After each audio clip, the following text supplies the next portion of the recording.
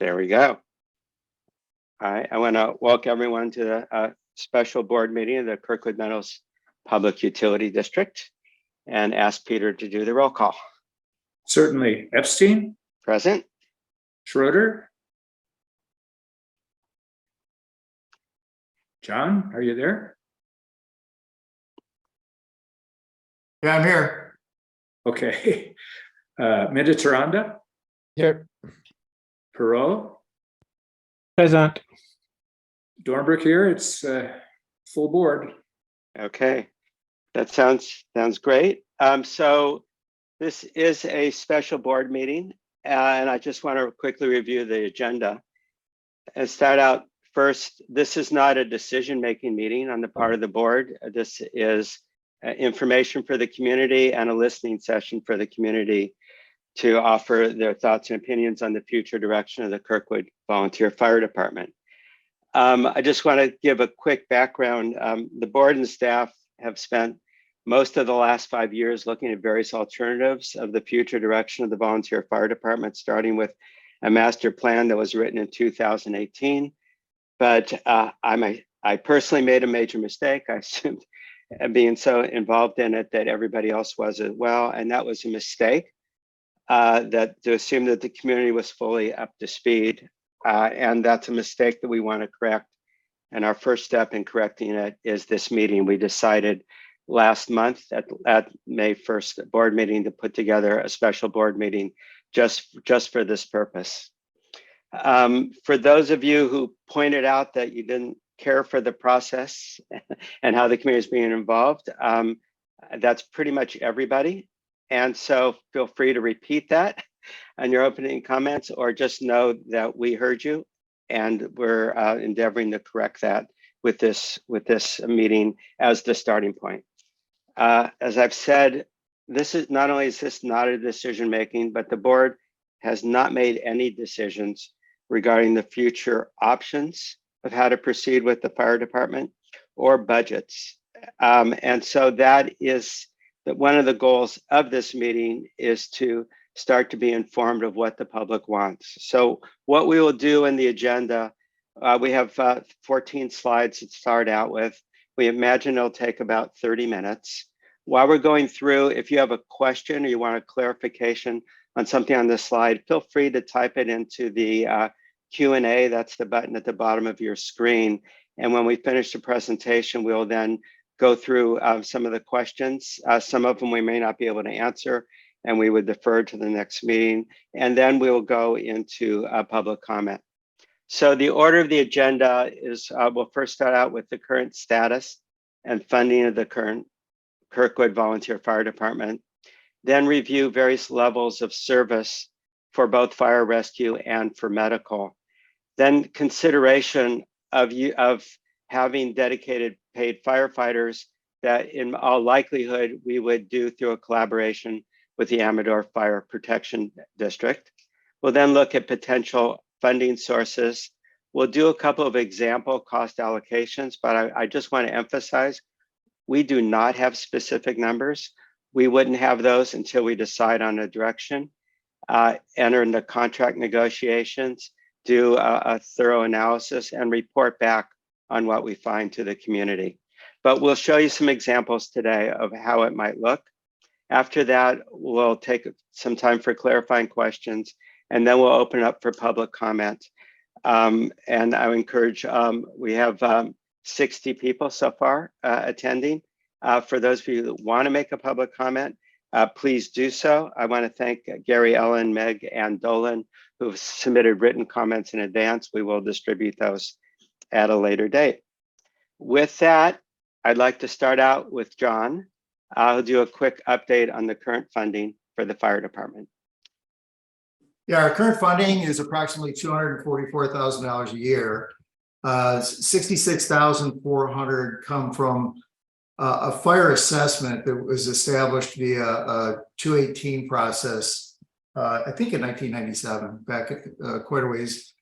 And it's at 4 cents per square foot per year is the way that was assessed. And then we've been allocating 155,000 from property tax and a portion of the transient occupancy tax, which is what Someone who rents their home or their condo and reports that would pay that tax, and we get a portion of that. Majority of that is from the standard property tax.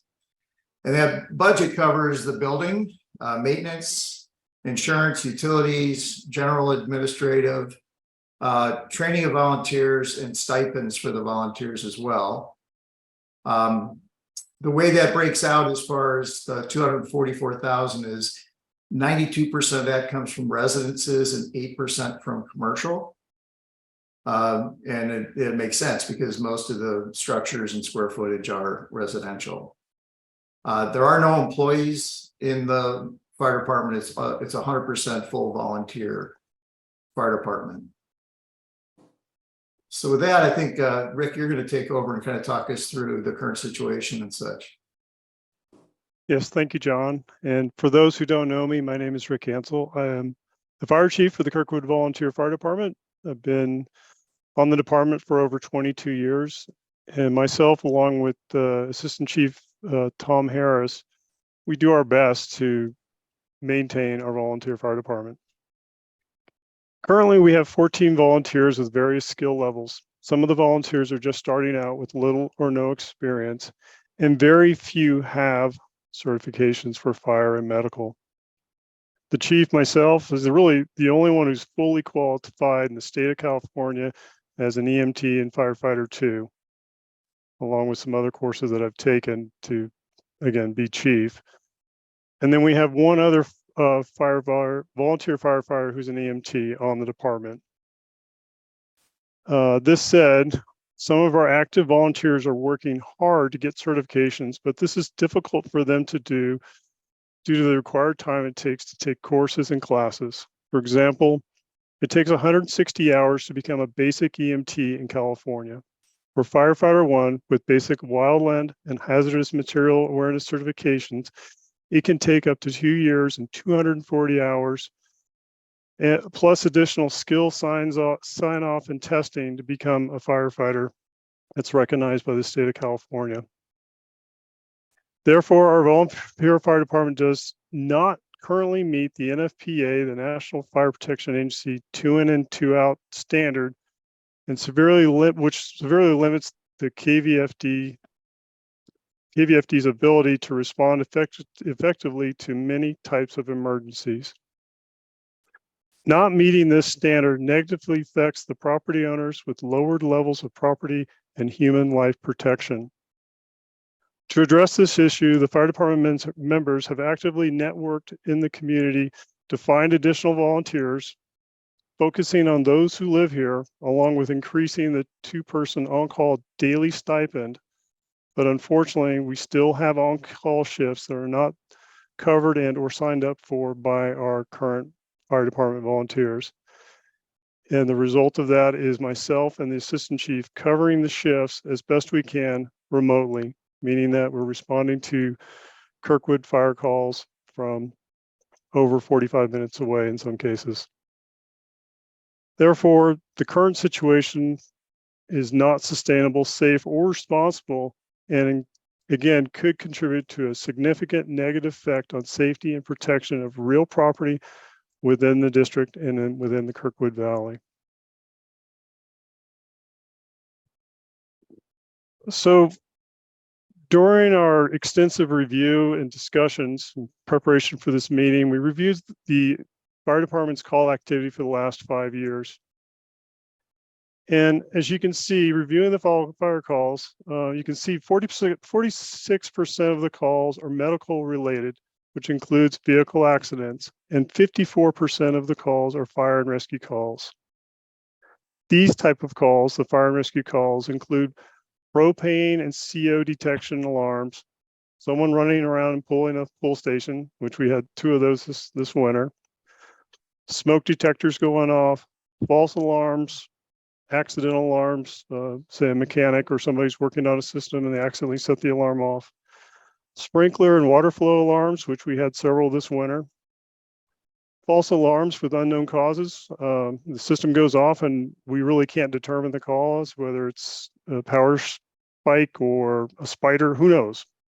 Structure fires, dumpster fires, wildland fires, car fires, report of smoke or other type of fires, propane leaks, hazardous material spills, search and rescue, people stuck in elevators, standbys for air ambulance, and of course, traffic accidents on Highway 88.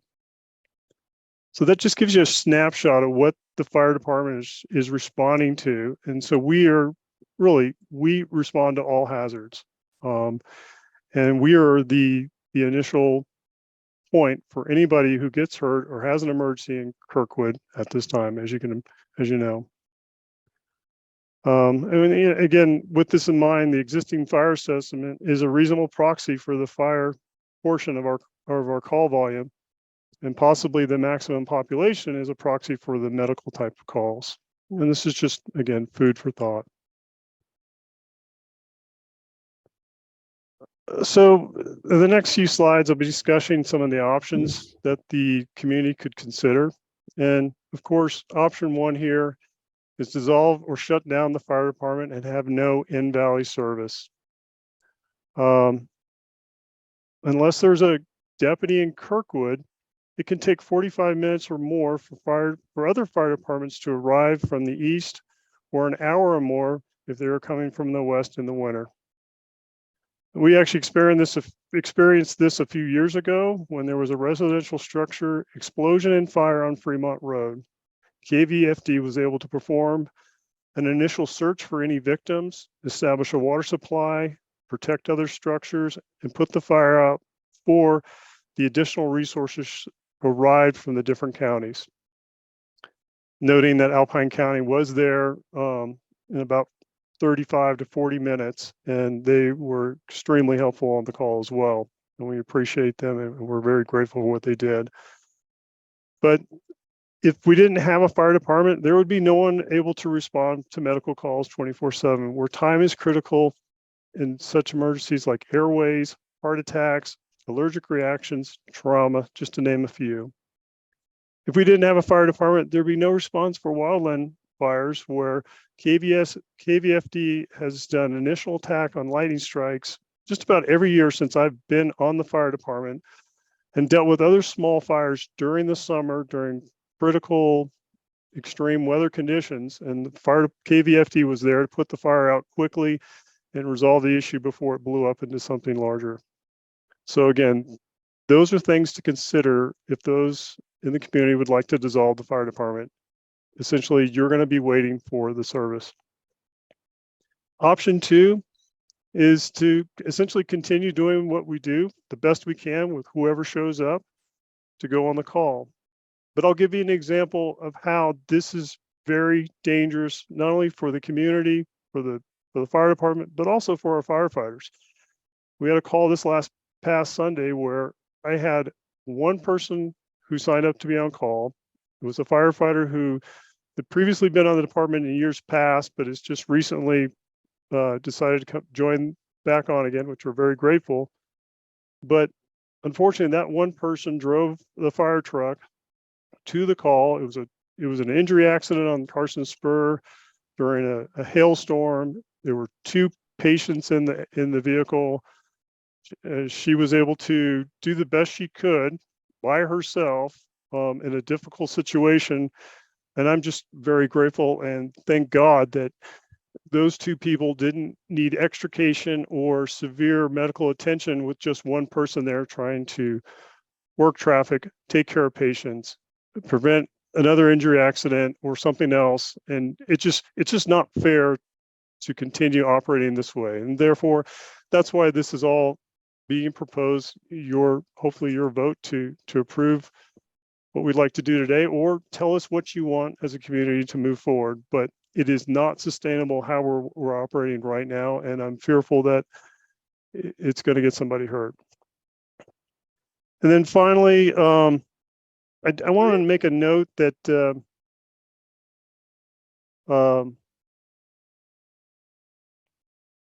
you know, our volunteers are doing everything they can to do the best they can, but it's just extremely challenging. And so, you know, we have a limited population pool that we can draw from. And a lot of our volunteers actually, they're they're so loyal, they're actually driving up and spending the night in Kirkwood, even though they don't live in Kirkwood. So for those who don't know our volunteers, I just, again, reach out to them and thank them for their hard service, because we do really appreciate everything they can do for us. So with that, Bob, did you want to go to the next slide?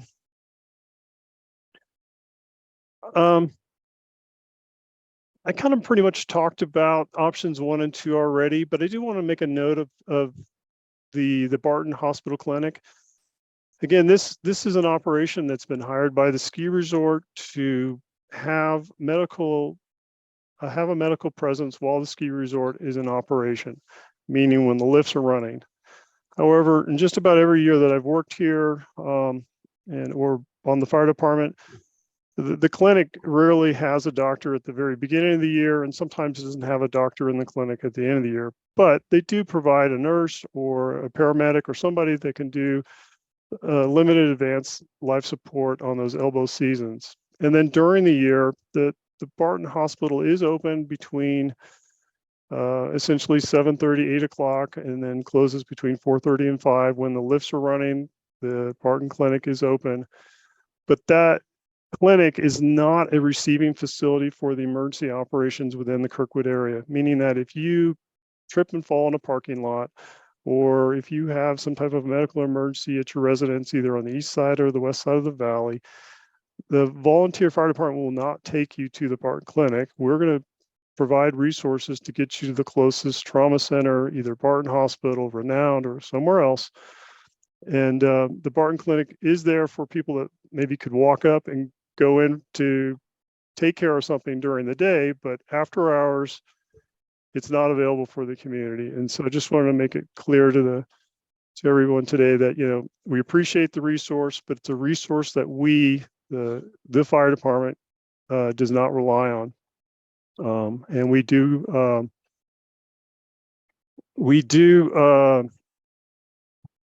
occasionally, you know, coordinate with the clinic to land aircraft, or if the clinic needs additional manpower, we're happy to help.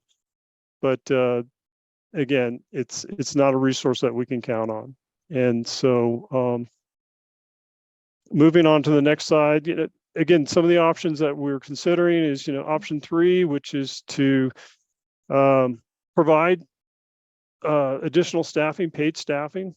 So essentially a 2-person crew on shift along with supervision, some type of supervision. And then option 4 is like the full boat, so to speak. It's basically providing a full paid fire department with supervision.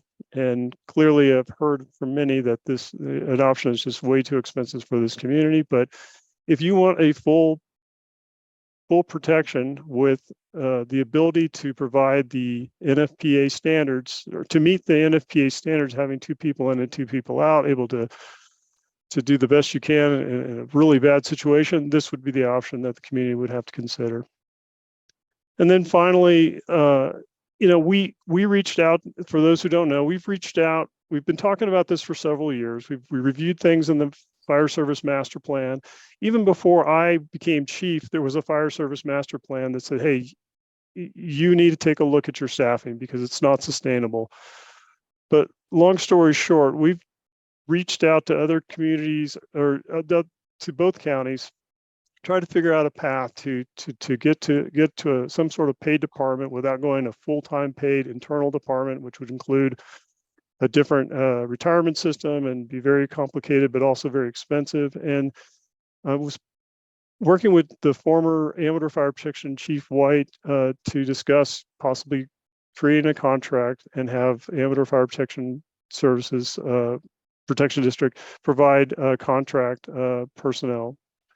And so they do have the ability to expand. They are currently contracting with 2 other departments in Amador County. They have an excellent training path for volunteers, as well as within internally for training. And their organization is with a new chief, Rob Withrow, is moving forward in an excellent path, I think, in the county, and providing an excellent service. And I think if we somehow got into a contract agreement with them, I think we'd be very pleased with the results. So moving forward, and next slide, Bob. All right. Now my computer is not cooperating. Hang on for 1 second. Okay. There we go. So no matter what we do, whether it's option 3 or 4 moving forward, hopefully option 1 is, I think I've hopefully downplayed that enough and don't think that's the option for our community. But if we go with an option 3 or 4, I just want to illustrate how important it is to have volunteers. The volunteers on our department, we value our current KVFD members. And we appreciate their dedication and service, especially during challenging times like the Caldor fire or during a extreme snow event where there's 2 volunteers holding down the fort when there's no one else coming because the roads are closed. And so whatever options we decide, whether it's 3 or 4, we're going to continue to work to build those volunteers up. And for those who want to become a full-time paid firefighter somewhere, hopefully with Amador Fire Protection District, there's a path to do that through the AFPD. And there's also a path for those existing volunteers that we have to get more certification, more training, to utilize the district's current 501c3 scholarship program to be paid back for training. And again, we don't want to eliminate any of our volunteers. We want to build them up and push them closer to whatever direction they want to go. And we just want to thank them for their service. So that is what I have for this slide, Bob, and I'll give it back to you. Okay, thanks, Rick. And Sure. again, on behalf of the board, we want to thank all the volunteers. I mean, they've done everything to date. They've gone beyond the call of service, and the community is indebted to them. I want to next move on to look at what some of the costs might be. I'll turn this over to John, who can start by explaining what we mean by the word theoretical. John, you're muted. So, Yeah, the reason we have theoretical on there is because until you have a contract with Amador, there always could be changes in the costs. And there's also the question of supervision. Amador County does share supervisors like battalion chiefs and such across 2-person crews, but they're geographically located closer together than Kirkwood's more remote location. So that's still yet to be determined if we go in this direction with option 3 or 4, is how is that supervision provided? Would that have to be an additional person? Would it be one of the EMT firefighters would also be the supervision? Would it be 1 shift a day? So there is some more negotiation and decisions to be made on that. But that said, these estimated costs are pretty well verified. We've received 2 draft proposals from Amador County that stated the cost of firefighter EMTs, chiefs, battalion chiefs and captains. And then Chief Ansel and Bob Epstein visited the Amador County chief a week ago yesterday, and verified that they had the interest in providing the service and that the costs were in line with what we're presenting here today. So again, the 2 caveats on this that make it theoretical is you could always have some change as you go through contract negotiations, and there is an outstanding item of what level and cost of supervision is required. Okay, so the all volunteer service, we know what that costs because that's what we've been doing for years, and that was outlined in the first slide that I talked to. Option 3 is 2 full-time EMT firefighters, 24 hours a day, 365 days a year. It gives us the ability to provide emergency medical and do some fire containment or suppression. It doesn't allow us the 2x2 required to enter a burning building. And approximately that is about $819,000. If we continue to assign property tax and the transfer tax, that would bring that down to $664,000. To go to the more robust 4 full-time, where you do have the two that are able to enter a burning building and 2 backup outside, that pushes the cost up to over 1.5 million. Take out the property tax allocation and transfer tax, that brings it down to 1.352. So again, these are estimates, but they've been vetted pretty well. Probably the biggest decisions are what level of service we want, and then what level of supervision is required for the firefighters on the ground in Kirkwood. So a breakdown on option 3 is personnel amounts to $619,000. We looked at the G&A allocation expense and thinks we would budget $79,000 for that. OpEx at $90,000, housing and utilities at $6,000. We have an estimated administration fee in here. Amador has said they're going to have to charge something for administering, billing contracts and things like that. This is our estimate at that. So there could be some variance there, but it's not the largest item in this list either. And so we have, similar breakdowns on option 4. Really, the only thing that increases is the personnel cost and the housing and utilities cost. So Bob, I think you're going to go through how this might be allocated. Okay, yeah, thank you, John. So the last part of the conversation here is looking at possible ways of funding this amount, and we'll take option 3 and follow it through as an example. So we currently have a square footage allocation of an existing assessment fee. As it was mentioned, that was doing a 218 process is complicated. You can't do whatever you want. There are limitations to how you can do assessments. But the one that was done in 1998 that was voted on by all of the properties established 4 cents a foot, required an engineer's report. We could decide to update that and change the amount from 4 cents to something else.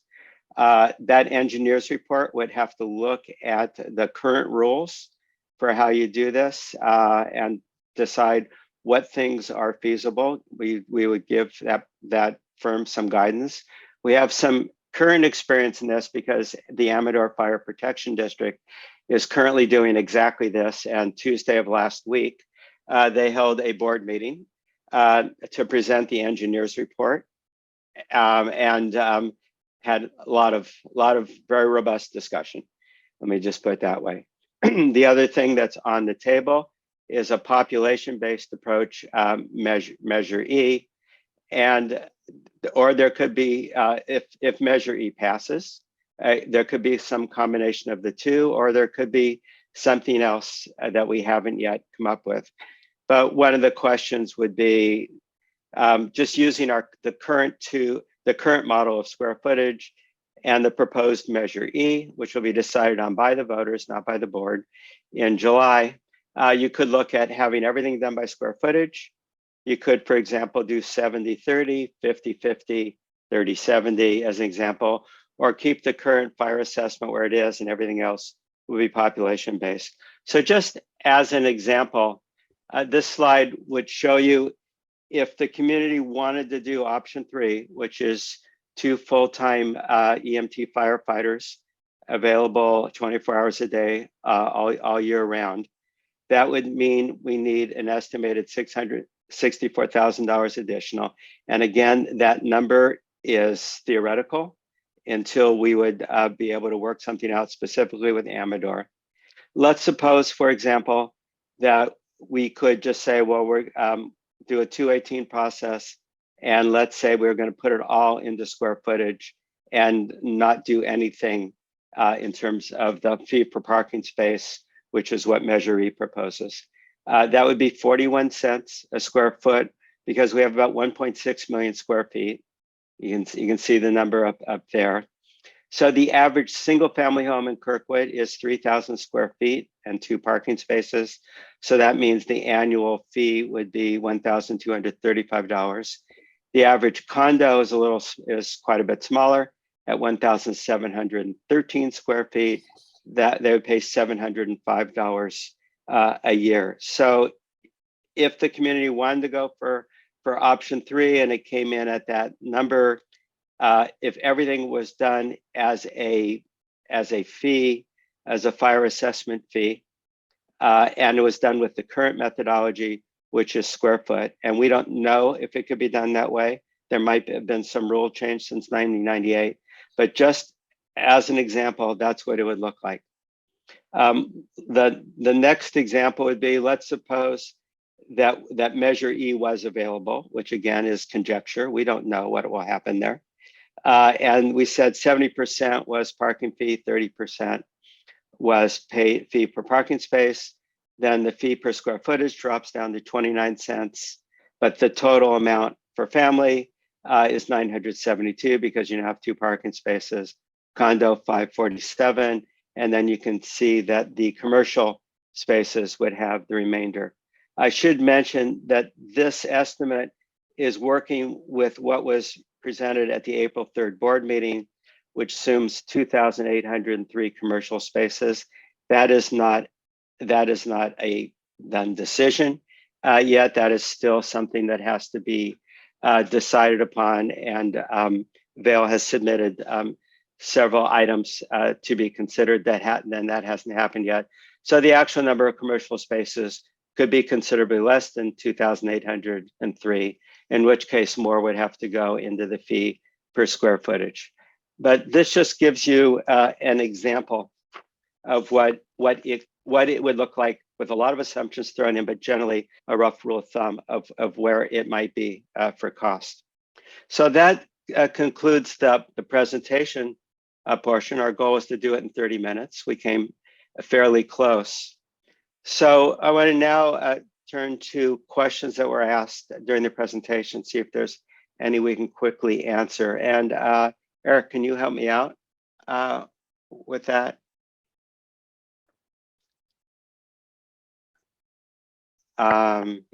Yeah, we can do that. So we can run through these. First question is, what is the volume per year across those percentages? I think they're talking about the call volume, Rick. Yeah. So that varies. Do you want to just give the range, what we've seen?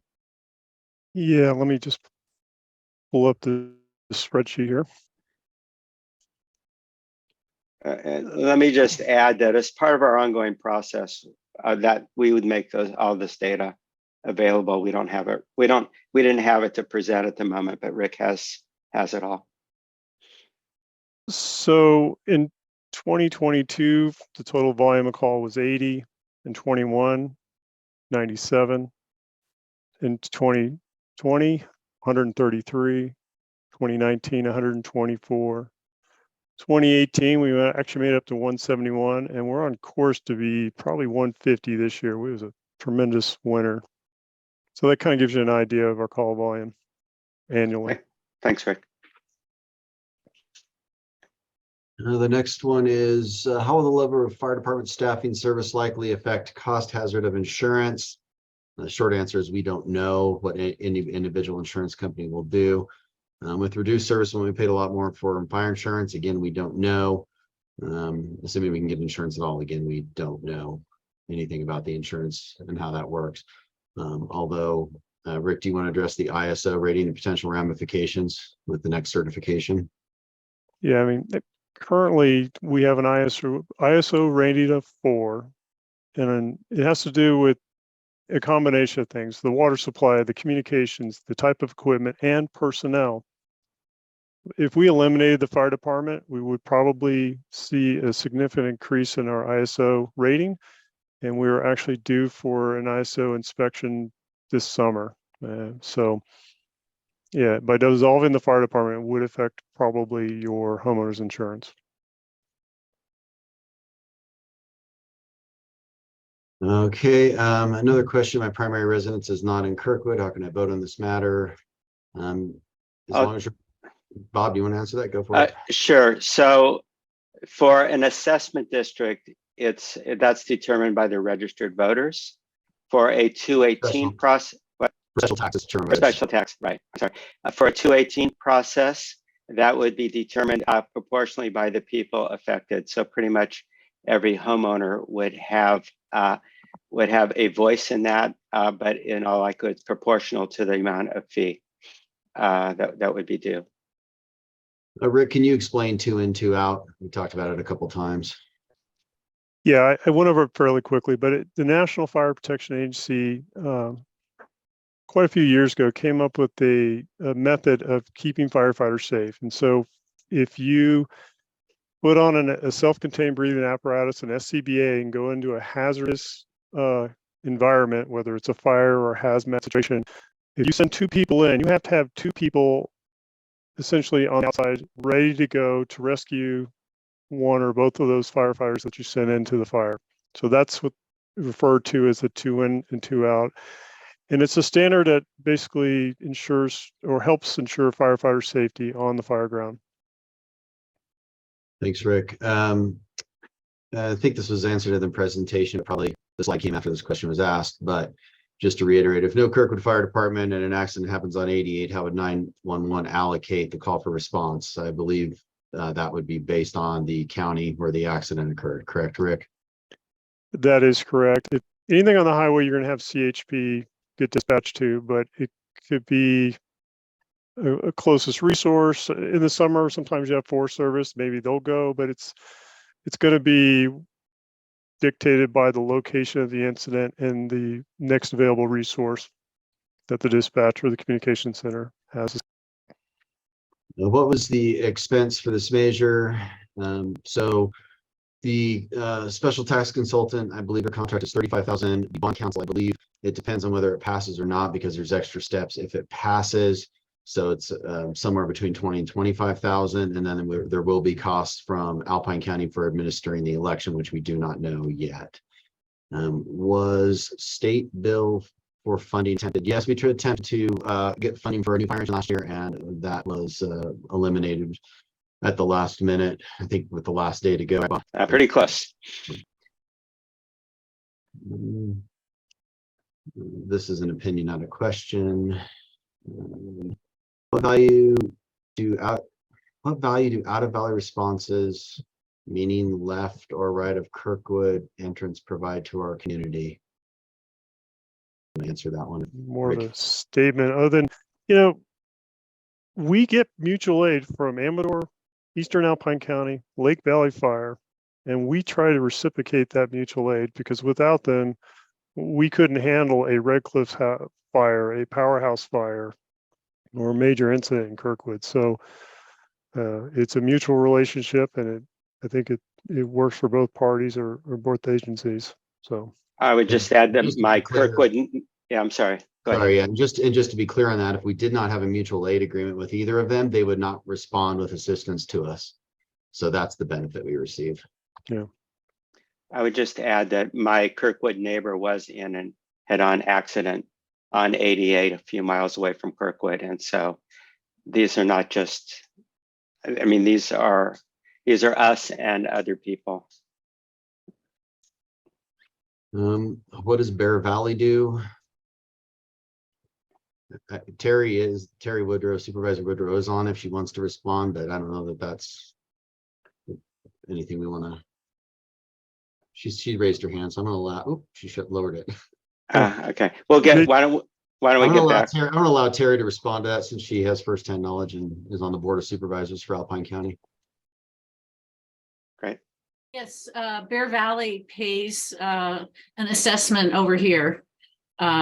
So all the property owners pay a fire assessment over here, and currently it is for a single family residence, it's around, it's like $675 a year. It goes up around 4% a year. Thank you, Terry.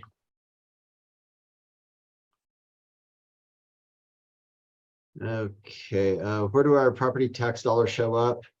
They're included in our budgeting process. They're included in our financial statements, monthly board packets. They're included there, and they're allocated between the utility enterprise funds, G&A, employee housing, and the fire department. Eric, let me just add that I think Norm's question is also the 80% that flows to the county.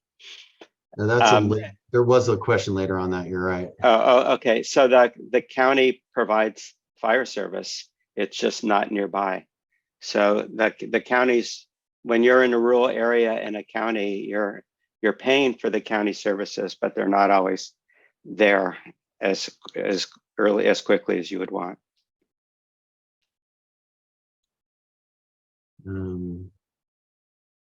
Let's see, this question, is it correct that these options do not include an ambulance and response time will still require a rig to come from somewhere else? That is correct. Although if AFPD does expand and start offering BLS and ALS service, which they're currently investigating, that may change. Did you consider firefighter paramedic training? Yes, we offer scholarships to our volunteers. And I believe 2 have taken advantage of that, Rick, so far. Yeah, and I just got a text of somebody else interested in it as well. Great. If square foot is used, does the commercial square foot also become part of the square foot charge? Commercial is, right now it's currently combustible space. It's not actual square footage of buildings, it's combustible space. But yes, commercial is included in that as well. Although they only represent, what percent did the slide show, Bob? 8% of the actual money collected comes from commercial square footage or combustible space. Only 25% of our volunteer positions currently go in field. Why can't we contract AFPD for just that 25%? Short answer is they're not interested in that, I think, right, Rick? That is correct. Can Major E be modified to accommodate one of these other options as presented? No, it's on the ballot now as is. There were certain timing deadlines we had to hit. Given 29% of KVFD response are out of Valley, how does that square with the mission statement? Shouldn't out of Valley be more county state obligation? I think we already answered that one with the mutual aid. How do other mountain rural communities handle fire department EMT departments? I don't know, Rick, it varies widely, but as Rick mentioned, 2 fire departments just folded their tent and went under AFPD in Amador County. And that seems to be the continuing trend across all the rural communities. But Rick, if you want to expound on that. No, I think you covered it nicely. I mean, it's becoming part of our problem is just the population base is so low. It's hard to get volunteers to commit their time. But we're seeing in the United States, places with larger population bases are still having difficult times getting volunteers. And I think a lot of it's because of the training elements that are required, as I illustrated earlier in the presentation. So it's definitely a problem across the country. Is there an option to staff shifts with 1 full-time paired with volunteer rather than 2 full-time employees? That would be, if AFPD had sufficient volunteers to staff it with them, then yes, that would be something they could provide.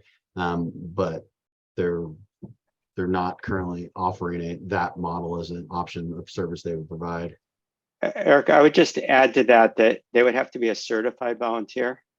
Correct. And what Chief told us is it's typical that if a volunteer is interested in certification, because it's so extensive, they're thinking of it more as a career path. Why was the square footage increase not investigated more thoroughly prior to pushing a special election through? Square footage increase option was discussed over the last 5 years and thoroughly. If E doesn't pass, who will make the decision regarding dissolving the fire department versus keeping all volunteer? That would be up to the board. The fire department is a department of KMPUD. Is the $155,000 the amount of property tax that KMPUD allocates to fire department, or it's the budgeted amount? It varies from year to year. It sounds like if we're paying TOT, then we're already contributing. Would there not be a way to structure fees to take into account TOT we're already paying? We get about $30,000 a year in TOT from Alpine County only, nothing from Amador or El Dorado. Not that there's any TOT generated in El Dorado at this time. $30,000 is not really, it's already used for the existing model. Bob,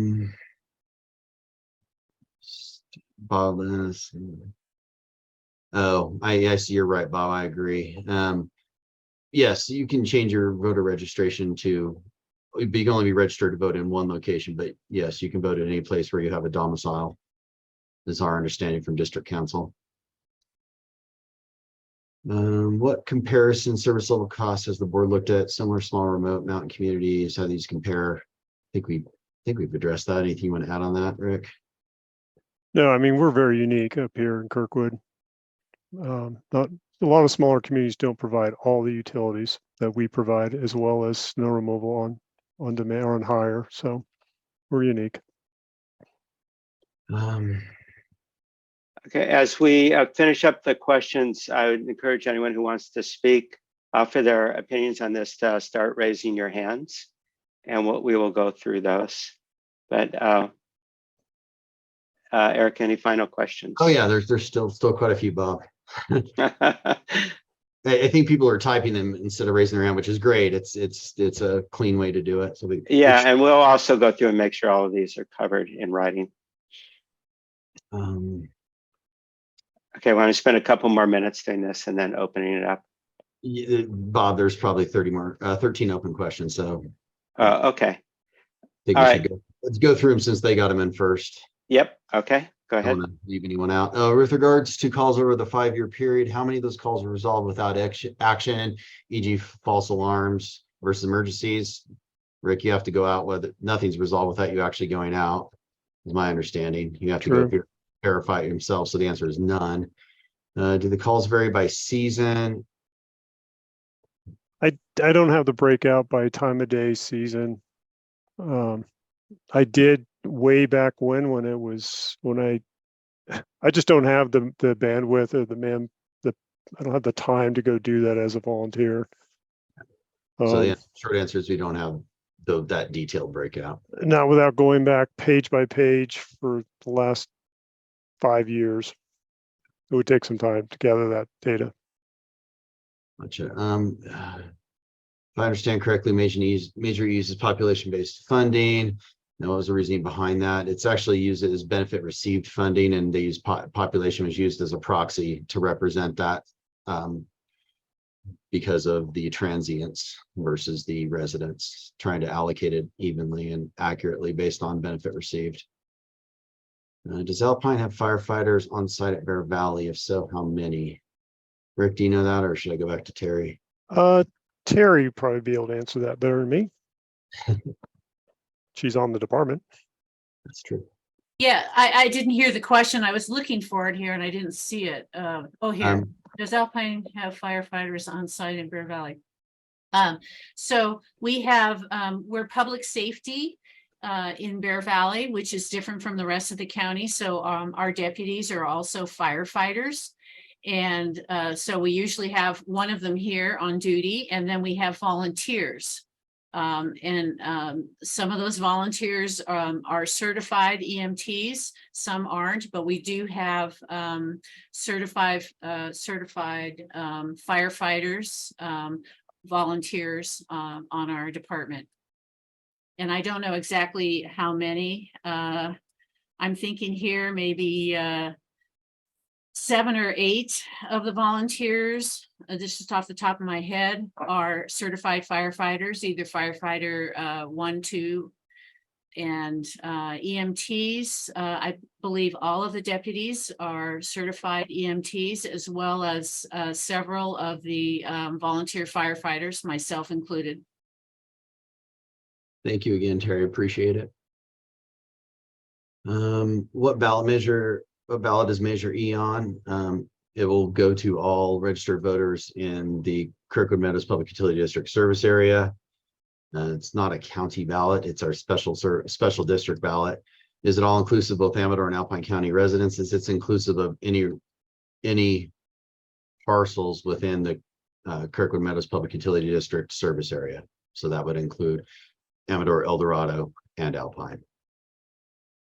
What expense was spent on the state bill to attempt for a new fire truck? $0. It was all done through volunteer efforts, through community members, board members. And that was really the main focus of it. There was nothing spent. What was the total in donations after the Caldor, and how has this money been used so far? I refer you to the finance committee packets on the website that has all of that information available. Clarification on paramedic. Is the new full-time proposal, did you consider having firefighters medics instead of EMT? Rick, The answer was no. It would definitely increase the cost along with Amador Fire Protection District at the time of our discussions. Didn't have paramedics on their department, though they're working towards that now. Rick, this one's for you as well. If we build a more robust fire department, I assume they mean if we build it internally, is there an opportunity to make money through agreements, contracts, etc.? I'm not aware of any other money-making agreements other than a recovery cost through private countries or contracting recovery costs through private companies for emergencies, which we actually have an agreement now with Fire Recovery USA for that. But And we get the only reimbursed. other thing would be is the opportunity to send, if we have enough resources, to send resources out on strike teams, which would be in some departments considered a revenue center, but it's not sustainable. It's not the same thing every year, but that could be another way to seek funds. Thanks, Rick. Are ski patrollers EMT certified? And if so, they're closer to ready to go firefighters, Rick? I'm not aware of their current staffing levels, EMTs versus first aid people. That I would defer that to Vail, but I currently have no Vail ski patrollers on my fire department, nor have I had one in the last several years. I can't remember the last one I had that was working on the fire department. Have we considered revising the compensation package to stimulate volunteerism? Yes, we I think almost tripled the stipend, Rick. Correct. Yeah, and we provided, and the 501c3, which is not part of KMPUD, it's a separate organization. They provided money for scholarships, and as we mentioned earlier. Yeah, and we've over the years have done a lot of different ways. I've actually attended a volunteer organization recruiting and retention 3-day seminar class on how to recruit and retain volunteer firefighters. Long story short, we've tried everything, and our problem is we can get people that want to sign up, but I really need the people to live in Kirkwood and respond from Kirkwood. It's hard for me to train a homeowner who comes up, maybe hits one meeting a month, and get them plugged in enough that they can be really efficient on the fire ground and act safely.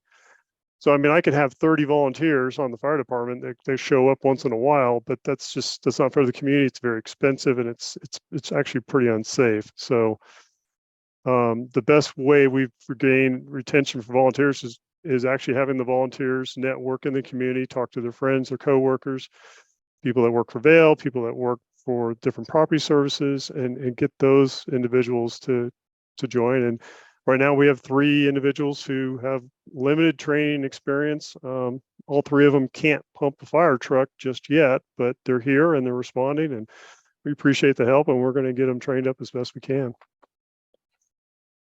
If Measure E passes, could KMPD still elect the 2 full-time model? Yes.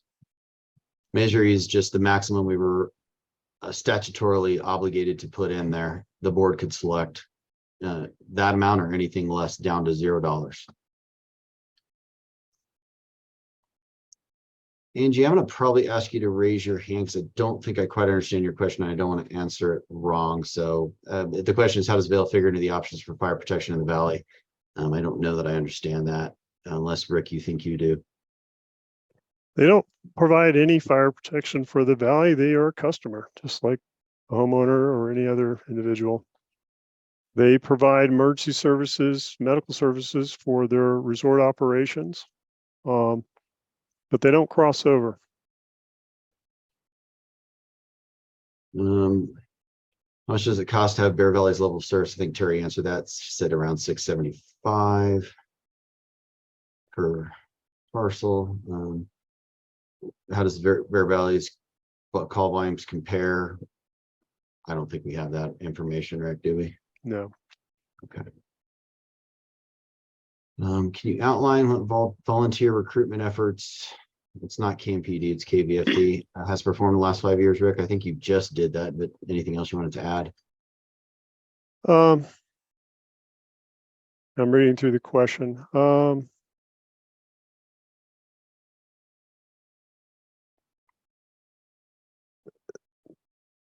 So we have explored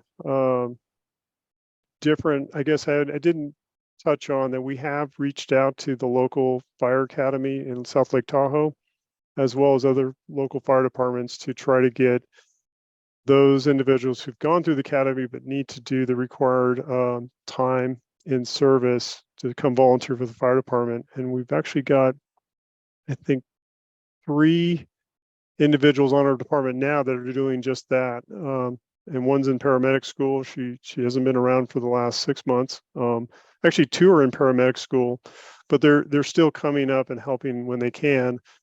And it's just another way for us to try to recruit individuals who have some type of training or experience to help our department.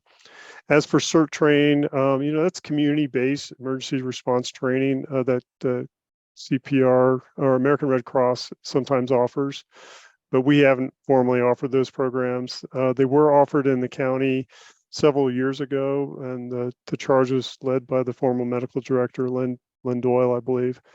But if those are interested in doing that, we can certainly coordinate that, and those activities could be done here at the station, and or the CSB could be used as a training facility like we've done in the past.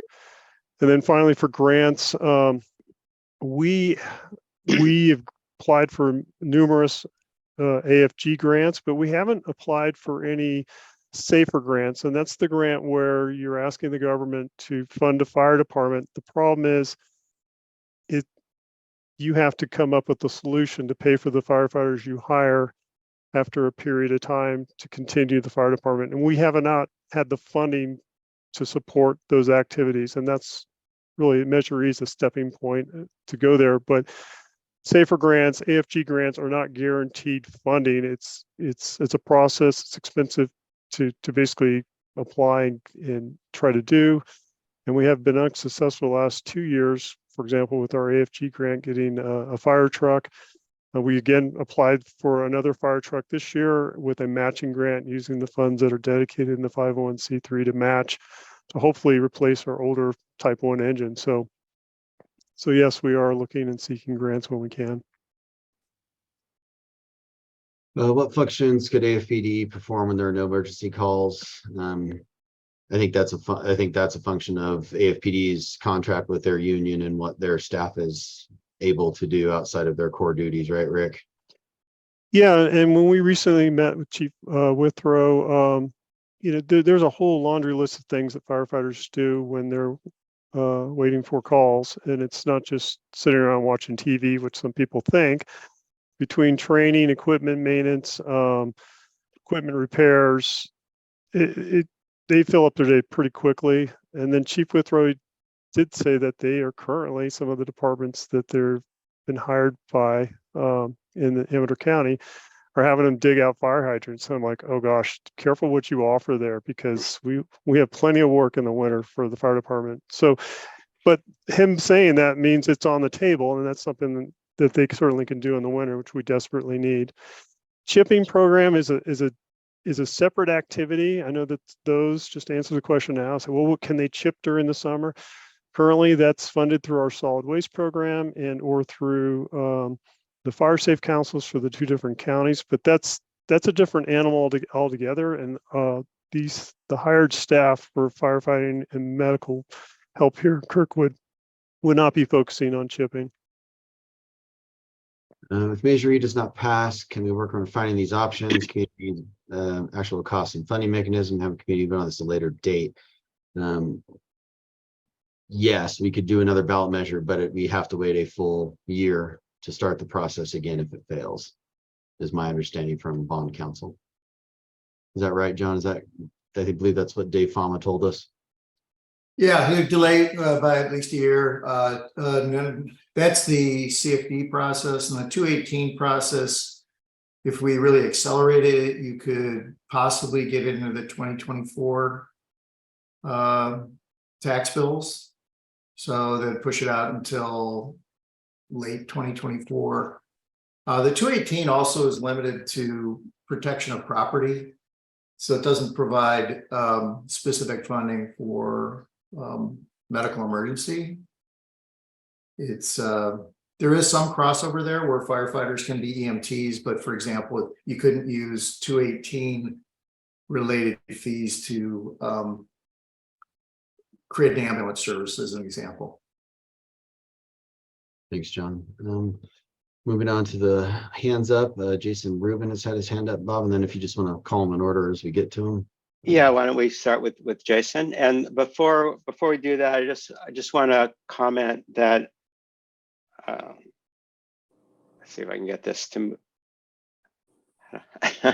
gosh, why is this not cooperating?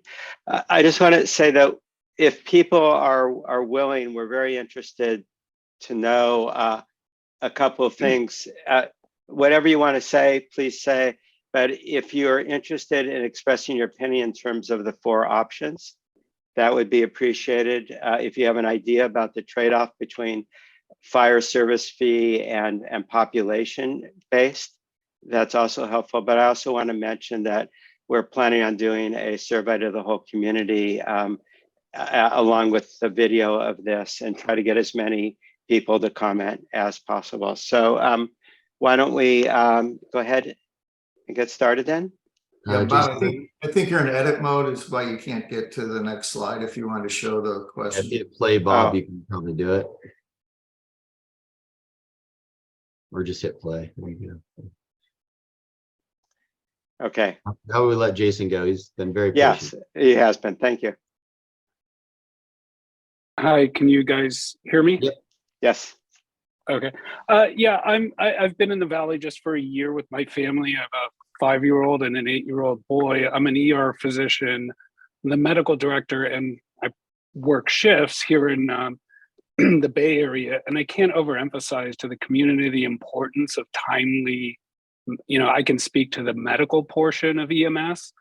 Obviously, fires, everyone's well aware of the dangers we have, but I do this for a living day in and day out, and I can't overemphasize when it's your child who hits their head, whether it's in the summer skateboarding or skiing with a helmet.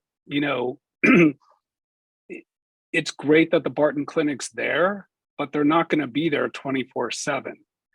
And I can't overemphasize having well-trained, whether they're EMTs or paramedics, how that can change whether your child or you survive an accident, cardiac arrest, whatever it is. And so I would caution anyone who's more concerned about whatever the cost is. And I'm not saying we shouldn't be prudent. And, I'm a doctor. I'm not, some venture capitalist guy from Silicon Valley that has a massive home up there. So, but again, I just want people to really take to heart, what do you want? Who do you want responding to your dad who's visiting, who has chest pain? Or you see somebody collapse. And so even before I owned, I was involved in it was by Blue Lakes, a rollover ATV of a young kid, not helmeted. And I had to assist him and his mom. They both had horrible head injuries to land a helicopter in Hope Valley. And the response time when you're an ER doc, it's just grueling. We are in a remote community and we have to accept that. And we're fortunate we can all go play in this community. And so, when the chief is talking about, it's great that we have that many volunteers. Well, I have volunteers in my ED, but to try to get volunteers to fill shifts, they're volunteers. They're up there to ski predominantly. So we have to pay people. It will save your life. It will save somebody's life by paying the right, people who are trained. And I think volunteers should supplement full-time people. So I'll stop there, but I have too many stories where time matters. And I don't, I'm surprised we're not, sharing a laundry list, and just think about all the stories you hear of ski resorts who don't publish, how many traumatic head injuries happen, right? I used to ski at, Palisades or Squaw. There are deaths there every single year from head injuries. And they have a quick response time that they can just fly down to Reno. And it's gonna happen to us if there aren't already stories. And I just think, let's do the right thing for our community and protect ourselves and, support these heroic people who are on the front lines and give them the support they need. Jason, Thank you. thank you very much for your comments. I think Howard Hoffman is next.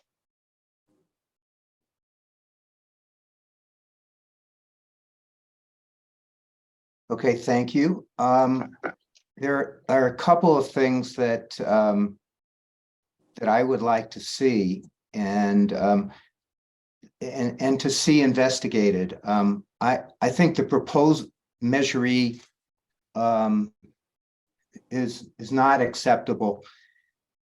I can certainly see why people might want a higher level of service, and I can certainly go along with that.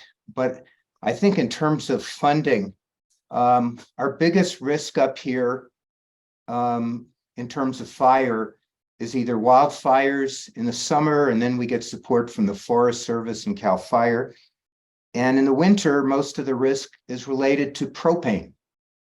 And historically, that's been our biggest problem. And so I think any plan needs to pursue the possibility of a tax on propane.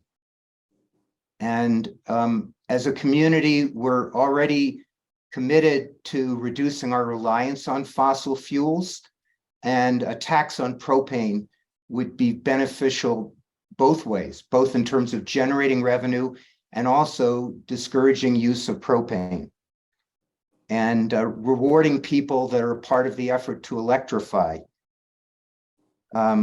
Secondly, I wonder if there couldn't be some hybrid positions created within KMPUD, people that would be primarily snow removal, but would also be compensated additionally for being certified as EMTs or firefighters.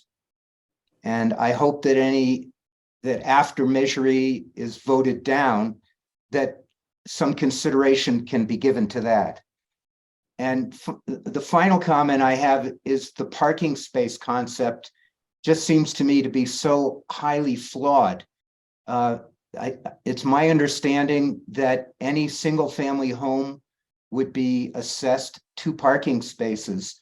In the West Meadows, many of our single family homes don't have any assigned parking. Some homes have a garage and a driveway. Others have just share parking pads. So arbitrarily saying that this home has 2 parking spaces is very unfair, especially, there are condos that have more than 1 parking space or have 1 parking space and a fraction of another. I just don't see how the parking space concept can be fair. Thank you. Thanks, Howard. Okay, Sandy Goldberg is next.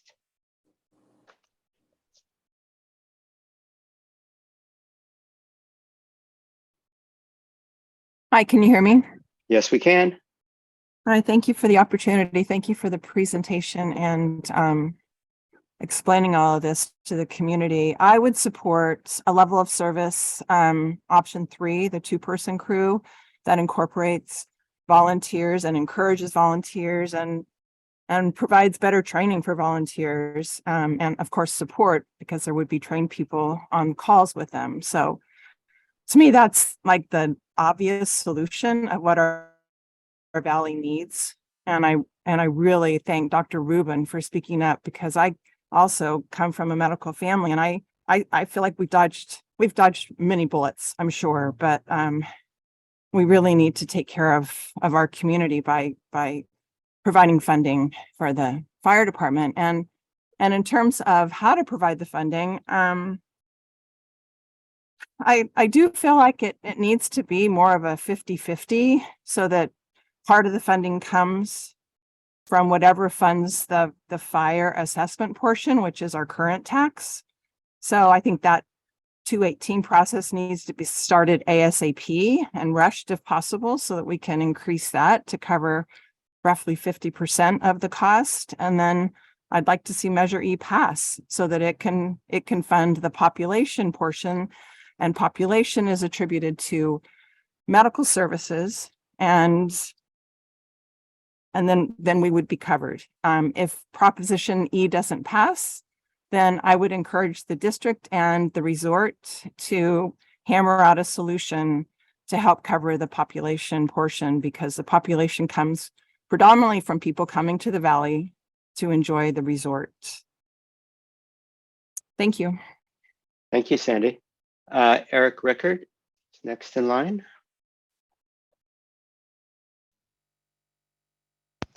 Thanks, Bob. Well, I just like echo Sandy's comments, I guess. I favor the option 3. I favor a 50-50 split. I favor Measure E primarily because it establishes the mechanism by which people-oriented funding can be provided. In other words, the medical side of things. Without that, I don't think we will be able to do that. So I obviously don't favor the $1.9 million. I wish that weren't in there, but it is. But I don't think there's any intention of a budget that comes anywhere close to that. And I think that the board, and I would recommend that the board take action to establish sort of a self-imposed policy by which any increase beyond whatever happens for 23, 24, 24, 25, assuming that we do have paid professionals. It was a self-imposed process that makes it much more community oriented to decide whether or not to increase the budget beyond whatever that is, so that people will understand that the 1.9 million, just because it's in the measure, is not what it's going to be. I've heard that over and over again, that it's there and therefore that's what the budget will be and that's what we'll all pay. I just don't believe that. I don't think that's the case at all. So I support Measure E because it establishes an essential way of raising funds. And I like the option 3 50-50 solution. Thanks. Thank you, Eric. Alex Klaper is next. Yeah, thanks for the board for working this. I really appreciate it. I'm a part-time resident in Kirkwood, been there for only about 2 years now. I'd like to express my support for option 3 or possibly even 4. I mean, for me, it seems like it's a no-brainer. Regardless of the medical issue that I thank Dr. Rubin for bringing up. I just recall how hard it was to get insurance up there. In fact, I didn't manage to find decent insurance until Chief Ansel wrote me a note pointing out our current ISO rating that we're not really in the boonies. And I mean, just from that point of view, it seems like a no-brainer to invest in this. And I also like to point out I was very, very glad that we had a fire department during the Caldor fire, and I can't possibly imagine how we would do without this. So I'll fully support the board in their effort to solve this problem, properly rather than half-heartedly. And once again, thank you for that. Thank you very much, Alex. Ellen Pablo is next. There, am I unmuted? Okay. You are. I have a couple of things I was going to say have been kind of said already, but I am support of option 3. And then also any taxation measurement, it's never going to be completely fair. So in my opinion, Measure E is probably as good as any other measure. And that will give us the funding or secure funding. You know, a very good fundraising year like the Caldwell Fryer year, that's all great, but that's soft money and we can't depend on fundraising like that. So it would give us the secure money we need. The other thing is anyone who's concerned about the expenses, I'd ask your insurance agent, what's the difference between an ISO of 4 or an ISO of 10? I don't know which way it goes, but a lot of people after the Caldwell Fire had to really negotiate to keep their rates anything close to where they were before. And our ISO rating was helpful because it is a decent rating now. And if that goes away, you might be paying $300 less in taxes, but you'll be paying $3,000 more in insurance. So that's, people need to think about that. If you've had an injury and doesn't need to be on the ski slope, but it can be in your home, like the corner of your fireplace and a 3-year-old, that's when both passes are closed. That's when you realize how isolated we really are, and having the medical support to close up a wound good enough until 2 days later you can go to Barton and do it completely is a godsend. So those are that's my opinion. Thank you very much, Ellen. Rick, do you want to just take a moment and explain what order the ISO rating goes in and where we currently are? Yeah, so we're at a 4. It does go from basically 1 to 9. And 1 is good. 1 is the best, yeah, and that's Right, a okay. big city with a very quick response and numerous personnel and equipment. Yeah, we're very fortunate in this valley with our water supply, the sprinkler systems that are built on the new buildings, and we did everything we could to show that we, like the on-call schedule, having 2 people signed up, that made a difference. And so I'm not going to guarantee that we'll drop our ISO, but there could be a chance, depending on what equipment and what personnel we have. But and then I just want to circle back on something Howard said about trying to have district staff also become firefighters and EMTs. We have done that in the past, and we ran into a problem with the retirement formulas. Currently, our retirement formula is for a water district, a utility district. The classification for law enforcement for firefighters is different, and that formula is different. The membership category is different. The contract is completely different. So any district employee responding on a fire call now is actually responding as a volunteer, not as a district employee. So those 2 worlds are completely different. Thanks, Rick. Why don't we go next to Chris Tucker? Hi, can you hear me? Yes, we can. Hi, thank you very much for the presentation. And I also favor, I believe it's option 3 or option 3. Could I ask you to comment a little bit on your largest customer, Vail, and how whatever decision we're making here affects them, and how they will pay and what they do pay and how demanding they are as a customer. I think Rick described them as your largest customer. Can you elaborate on that, please?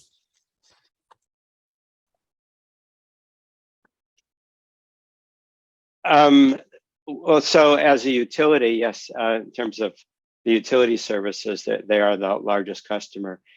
In our current structure, where it's combustible space, as the fee, it's small. All the commercial customers are, I said, about 8% of $66,000. So if everything was paid for by, just hypothetically, if everything was paid for by a fire assessment fee like we currently have, and we needed 10 times the amount of money, then that their increase would be the same as everybody else's.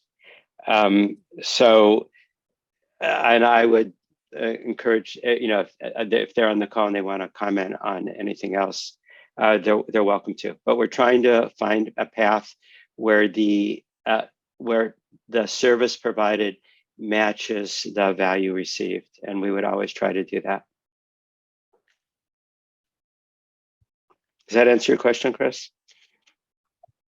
Are you at liberty to say what how much Vail pays for fire service to the PUD? And how much they would pay under something like option 3?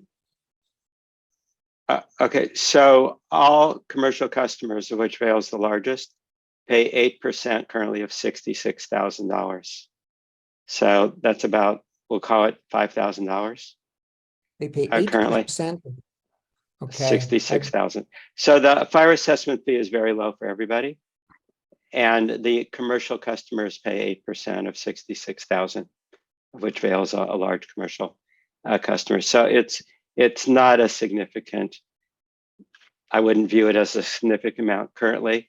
If for some reason we ended up putting everything into that fee, I don't know whether we can or not, but this is a hypothetical question, then the price would go up proportional for everybody. So, you know, Okay. if in the example I gave, if everything was paid for by a square footage fee, if that were possible, and that would be a process that we haven't even started yet, it would go from 4 cents to 41 cents. So if someone was currently paying 5,000, it would go to 50,000. Well, If we're- thank you.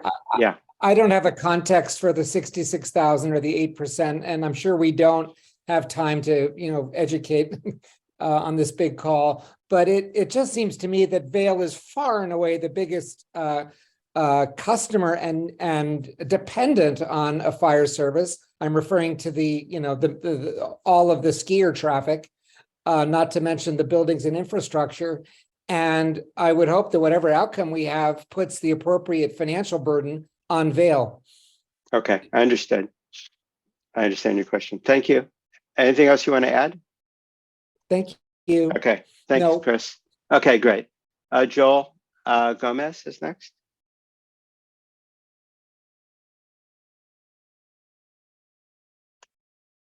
Yeah, can you hear me? Yes, I can. Awesome. I am a volunteer firefighter here. I was just kind of like to give a little bit of insight for people and what, you know, we're dealing with and going through while we're taking these on calls and trying to fill the schedule and trying to give you guys a better service. I mean, we don't always have on call, you know, shifts filled. Generally, me and a couple others are generally spending sometimes 2 weeks straight up here trying to give you guys, you know, the service that you need, and that is not sustainable. And that's kind of been a thing that's been going on for many years. It's happened with, you know, Tom Harris and some other PUD employees that are no longer volunteering. It just burns them out, and that, as I said, that is not a sustainable thing. Another thing is the one person on call, we had one this last week, is very dangerous for the people needing the service and then the person who is providing that service. And you need to take that into account when we say that there's only 25% or 25% of these shifts not being filled. It would be much less, and you would have much less service if a few of us didn't stay on for those 2 weeks at a time. And I think option 3 being a hybrid kind of paid and keeping our core of what we are as a volunteer staff, I think that's a really great option. I have no say in the pay or anything like that, so I can't add anything to that, but I do think that this would be a great way to go.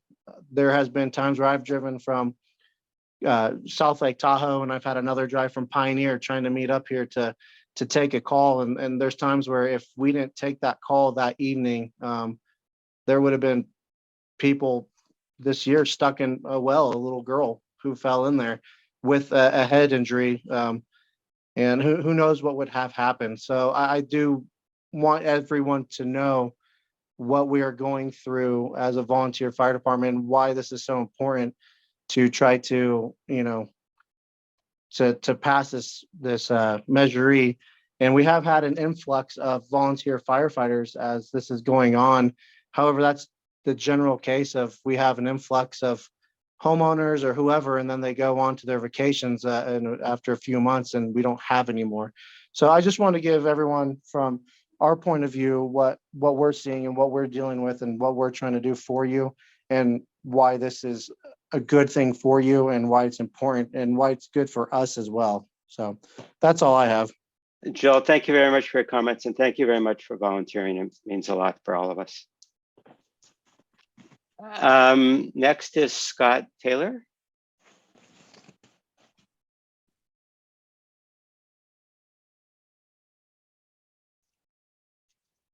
Yes, can you hear me? Well, I can, Scott. Yes, I'm Scott Taylor. I'm also a member of the volunteer fire department here in Kirkwood. And as Joel pretty much covered most of it, we have been struggling with staffing. We've been running 2 to 3 guys mainly throughout the weeks this winter, last summer, this past winter, and we've stayed up here multiple weeks at a time through the snowstorms and everything.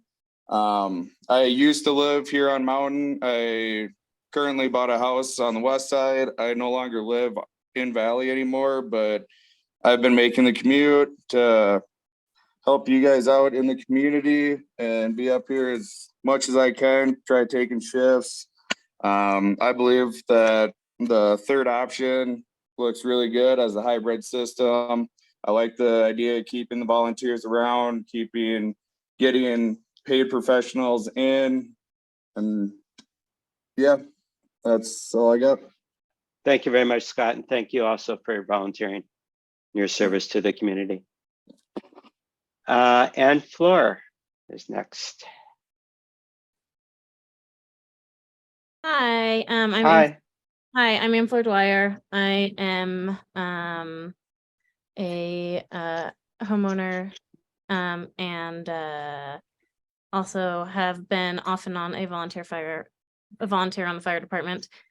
I am also fully in support of needing more service and more funding for the fire department. I've always supported moving the department closer to the direction of option 3. In the 15 years I have been involved in the community and in the fire department. To be clear, I support increasing taxes for the fire department. However, I do not support how this is currently being proposed under Measure E. If Measure E passes, the votes would be approving a CFD, which would allow the KMPUD to tax property owners $1.9 million a year with 2 to 6% yearly increases, and asking the community to trust that you'll make the right decisions for the community, even though you completely cut them out of this process so far. I think that's a major leap of faith. I hear a lot of people say, oh, it's not that much money, but there's a lot of other expenses that are going to be put on our community in the coming years. And those add up.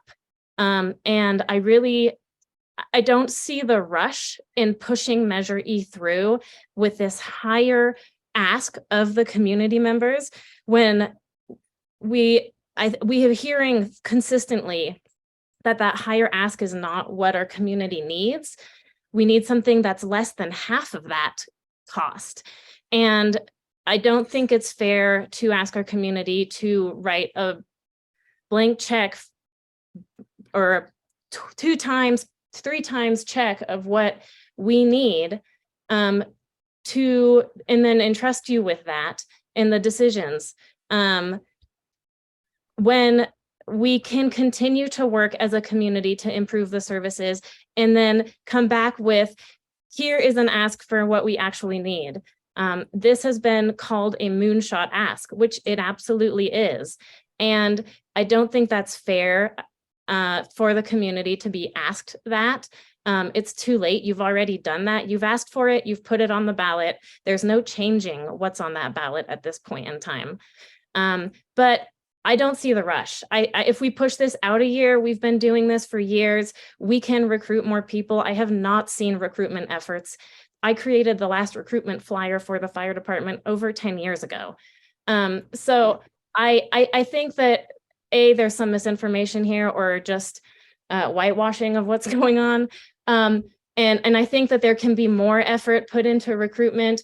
There can be partnerships put into place with Vail, especially in the short term to help fill that gap and to help support a functional option 3 or something similar to it. But I agree. We need volunteers. We need EMS. We need professionals in Valley.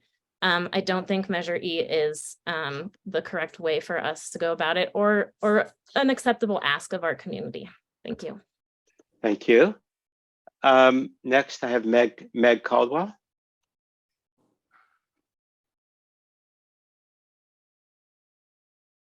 Thanks, Bob. I just want to express my very heartfelt and strong appreciation and for the dedication and the professionalism of our volunteer fire department. And special shout out to Scott, Joel, and Floor, and Chief Ansel for being at the meeting and speaking on on your own behalves. But Chief Ansel, thank you for all the analysis you put into these options. Speaking of options, I am strongly in favor of either option 3 or 4, and believe that Measure E is important for us to support and pass in July, as it is a precursor to making option 3 or 4 a reality in time. We really don't have another year to move forward with this important service that we all depend on. And I feel that time is of the essence. And in closing, I just want to thank the board for your volunteer service and for your commitment to getting community input. Thank you, Meg. And I see Matt Jones is up next. Matt, floor is yours. Thanks, Bob. For everyone who doesn't know, I'm the general manager of the Mountain, and actually, I want to echo so many thoughts in the terms of the appreciation for those that are volunteering. Joel and Scott, in particular, I know well because they also work for the Mountain down in our vehicle shop. I would start off with, and I've shared this in other meetings. I do believe we need to do something to address the level of service. I totally agree with Chief Ansel and Scott and Joel and Floor and others who are talking about how the current situation is not sustainable. And as someone who I do not live in the Valley, but obviously spend a ton of time, and especially in years like this, spend plenty of nights and isolated in the Valley, as do many of our employees. And we have hundreds of employees who live there year round. So I'm thinking about it holistically from a community standpoint as well, and making sure that we can provide the right level of service. So I just want to get that out there. I've shared that with Bob and others multiple times, that I don't think what we're doing now is sustainable. I guess my two concerns, and I'll clear up some of I think there were some very good questions earlier from Chris and from others. I want to clear up a couple of things. My concerns with Measure E, I'll echo a lot of what Ann Floor has stated. I don't believe it's the proper way to fund this, and a big portion of it is, and I'll reference number 2 there, the maximum population. My read and understanding on number 2, maximum population, is when we have a full ski resort, full parking lots on the weekends primarily, and what does that do in terms of volume for the fire department? I've shared, I think the Barton Clinic, I do not want to position it as the Barton Clinic as the end all be all for the entire community. And for the skiing public and what is considered the maximum population, which is a proxy for the parking spaces, which would lead to us paying a significant portion, and the largest portion, almost 2/3 of the CFD. We are already subsidizing that clinic to the tune of 6 figures plus, to make sure that we're taking care of the medical needs of those guests. So those guests that create the population swell that are coming in for the day and then leaving. We are taking care of the vast majority of their needs, as well as any walk-ins from the community or parking lots. I shared an example with Bob the other day of an incident we responded to in the parking lot before we shut down. So I want to clear that up, and I bring that up because I think the parking, Howard mentioned other reasons why the parking assessment is not the approach. This basically taxes every parking spot that we use, which does not create incremental volume for the fire department. So I do not believe that's the appropriate method. I also feel like the process has been backward. And Bob, I appreciate you leading in with the call, and I do feel like this is a great step here to make sure that the community is engaged and seeking feedback and understanding the options. The challenge is that Measure E is out there. This is probably a step that should have been number one, maybe even before that, looking at the other funding mechanisms and the assessment and how much of that could fund the fire department, and then getting to what are the solutions to get to the rest of the funding that's needed for the right option, I guess would have been a better process. As far as the timing of, do we have to do this now and Measure E's on the ballot, so we have to go with it? I guess I have a different take on that, and I want to share. There's been a lot of questions during this, and it feels like we still need to get clarity on plenty of those. Right now, I get that it would take a year, but Ann brought this up. The recruitment effort, I haven't seen that, and I just want to share. I offered when we were still operating. Rick mentioned that no patrollers have been on there. I actually, when this came up, I started having conversations with our patrol and looking at different things that we might do to help them. The vast majority of them are EMT certified. And there are things that we can do to incent them that would be mutually beneficial to raise the level of service on the mountain or maintain that, and provide service if they were to volunteer with the fire department. These are folks that already stay overnight in the valley. There's incentives that we could do.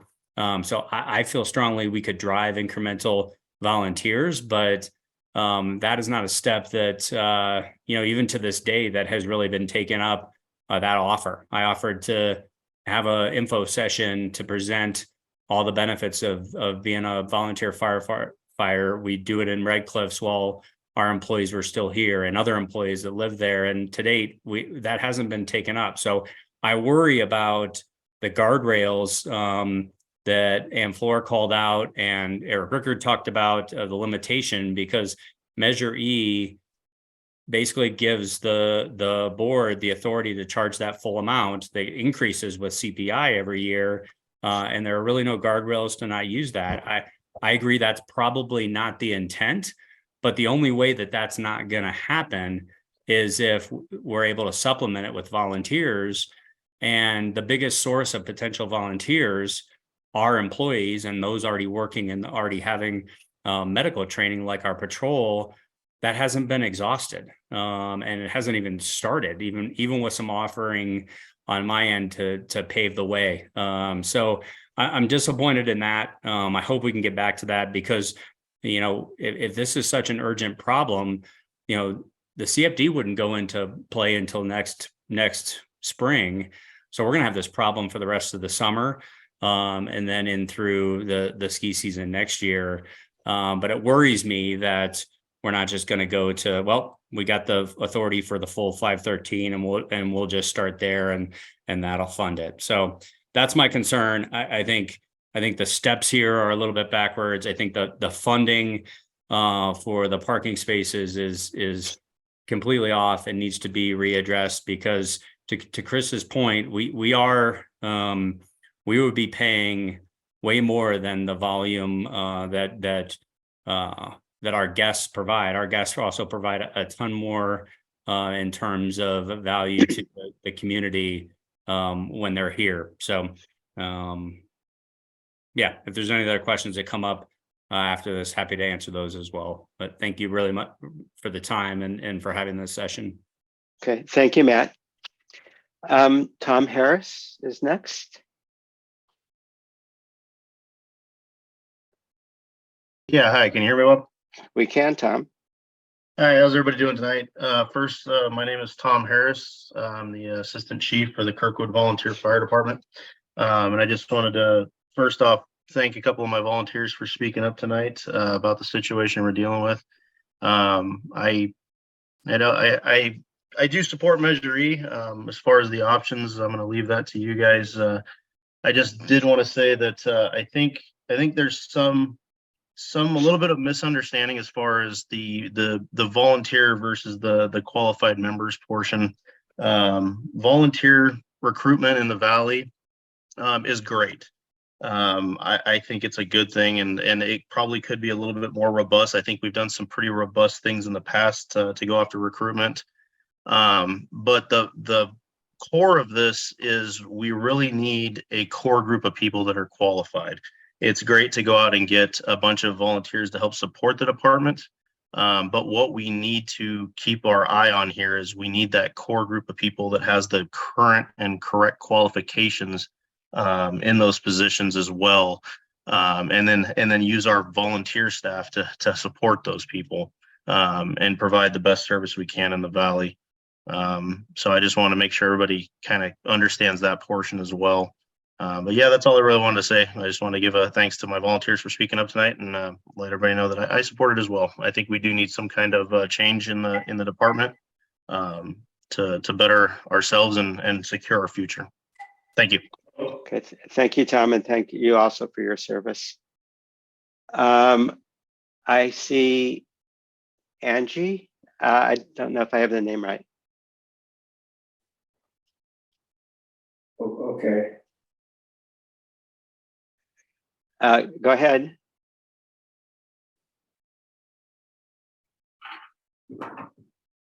It's like the screen name said Angie Shine or something like that. So go ahead and the floor is yours. Hi, I wasn't planning on speaking. Well, we got you now.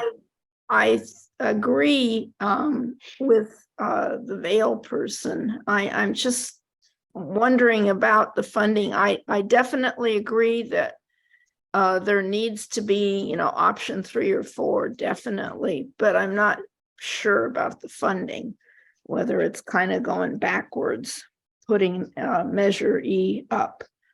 So that's really all I want to say. Okay, thank you. And Bob Williams is next. Can you hear me? Yes, I can, Bob. Hi. So I just have a follow-on comment to what I read from Matt regarding Vail and a sentiment that sees to be expressed that somehow they feel the burden is unfair upon them. Say it's $1 million additional to Vail, that's 0.01% of Vail's $9 billion market cap. If Matt would like to open up the books on Vail and what goes to Broomfield and what stays in Vail and Kirkwood Valley, I'm happy to hear the argument why it's painful or unfair.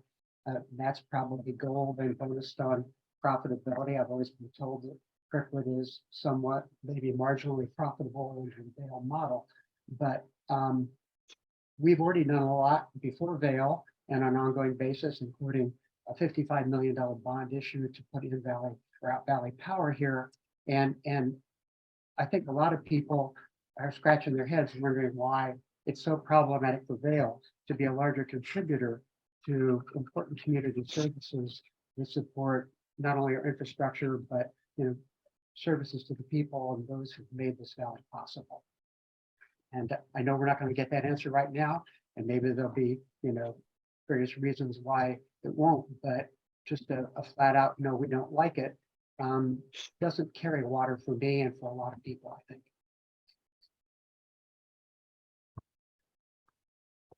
Okay, thank you. That's all the hands are raised. Oh, I'm sorry. There's a new one. Jack Longinati.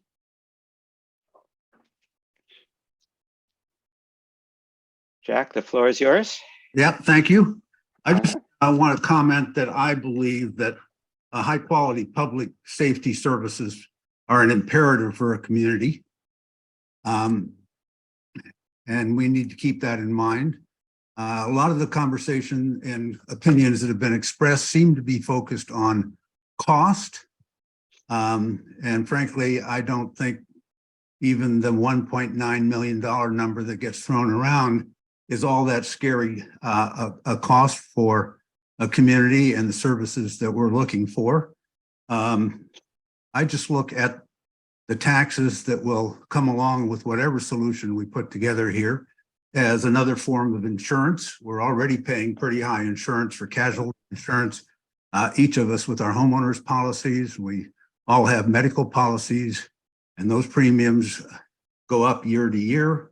The taxes we would pay under Measure M, I look at as maybe an offset to the growth of those personal expenses that are paid for insurance, keeping our casualty insurance down, and so forth. So I favor a yes on Proposition M. I would favor option 4, but if option 4 is not the most popular by the community surveying you're doing, then no less than option 3. Thanks. Thanks. You said Measure M while you were speaking. I'm going to assume that you meant Measure E, the current item that's on the ballot. Move on to Art Taylor.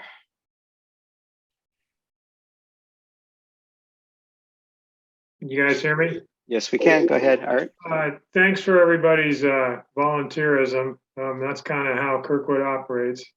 And you guys have done a great job stepping up, particularly the board members and the volunteer fire department people that we heard from. I really appreciate that. I'm the HOA president for the Meadows building. And at this point, I will probably be voting no on Measure E. And the reason is, I think it's kind of it is a blank check for $1.9 million.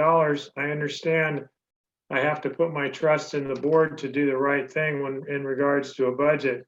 But I think a whole lot more work needs to be done. And I really would like to see what other communities similar to us, yes, Kirkwood's unique, but there are certainly other ski communities in the US and in the Sierras, and there are other small communities that operate with a volunteer fire department, and some do and some don't.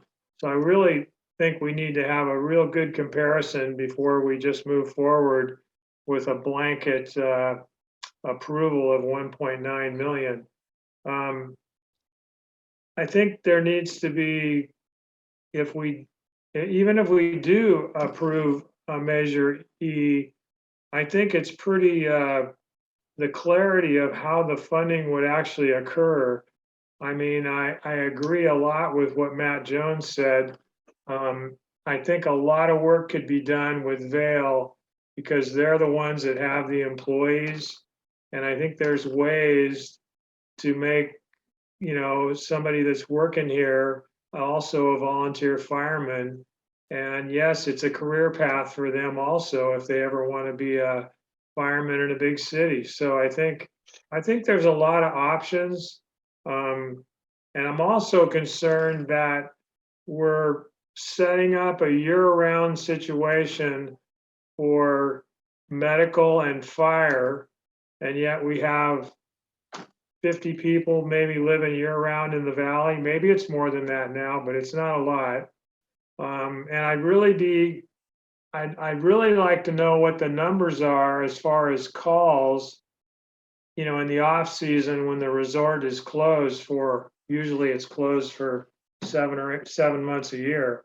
So I'd really like to know what those numbers really are, because I think we are really opening this up for an expansion. I mean, I know there's a starting point, and I'm not necessarily disagreeing with coming up with a process for hiring people, but I don't think we're ready for Measure E. So really, that's all I had. And I really want to thank all the volunteers again. Okay, thank you, Art. Jim Hinton is next.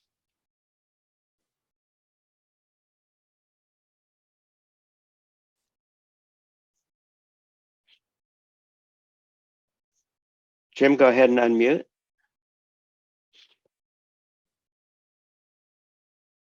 There you go.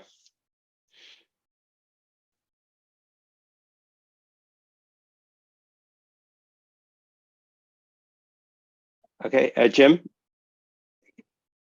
we're not hearing anything. Yeah, he's unmuted, but nothing's happening, so it's probably his Right. microphone. Okay, we'll give you a minute. See if you can get it.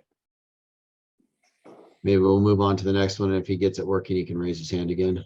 Okay, so Jim, we'll come back to you. We're not hearing you right at the moment, but we'll check back. Okay, then Michael Leary. Yeah, hi, Michael here. First, thank you very much for putting on this forum. And I think everyone's voiced it would have been wonderful to have it earlier, but I do appreciate your efforts in doing this.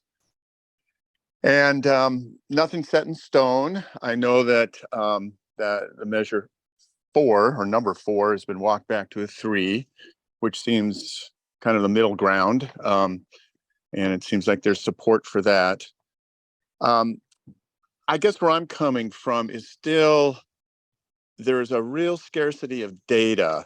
Many of the calls are smoke alarms that go off, the battery's low or whatever. And I do appreciate from a volunteer perspective, and I am very appreciative of the volunteer efforts to also tabulate data, and going back and looking at it can be cumbersome.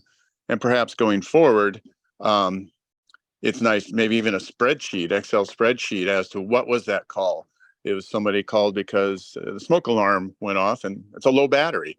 So not knowing specifically what the cause of the call is would be very, very helpful to know why the call was. I also am not in support of Measure E. I do think it is too much and without safeguards. So I am leaning towards more medical services, but before I would fully commit to that, I would like to see some data, and I understand we're not going to have all the data looking back, but I would like to see a little bit more as to what these calls consist of in terms of the severity versus just an annoyance. So again, thank you for putting on this forum, and thank you for the volunteers who put their time and efforts for Kirkwood. I appreciate it. Thank you. Okay, thank you, Michael. Jim Hinton, if you put your hand up again, we'll try again. If not, we'll go to John. We'll go to John Reeder right now, and then we'll wrap up. Yeah, thanks, Bob. Can you hear me? Yes, we can. Yeah, I won't spend a lot of time reiterating. First of all, as we've all said, yeah, we totally appreciate. I'm the general manager of Kirkwood Property Services and also represent the master developer. And obviously, first and foremost, our many thanks and great appreciation toward the volunteers and Chief Ansel and his department and what they've done over the years. We agree that something has to be developed that's sustainable and embraced by the community. So yeah, this would have been great to have earlier, but appreciate it now. I've learned a ton, and I think the commentary and input from the community, I hope, has been very helpful to the board and to staff in assessing where to go next. Measure E in its entirety, yeah, we have a tough time with it as well, as others have mentioned. It's a lot of latitude. It's a lot of responsibility of the board and staff to do what's right by the community. So I hope you will demonstrate that and continue to engage no matter what happens. And, you know, our group of companies certainly is willing to assist in any way we can to get to the right answer. But this community engagement tonight, I think, has been fabulous, and appreciate you putting it on and everybody's input on the issue here. Thanks. Thank you very much, John. So Jim Hinton, let's see if we can hear you this time. So go ahead and unmute. And hopefully you're there.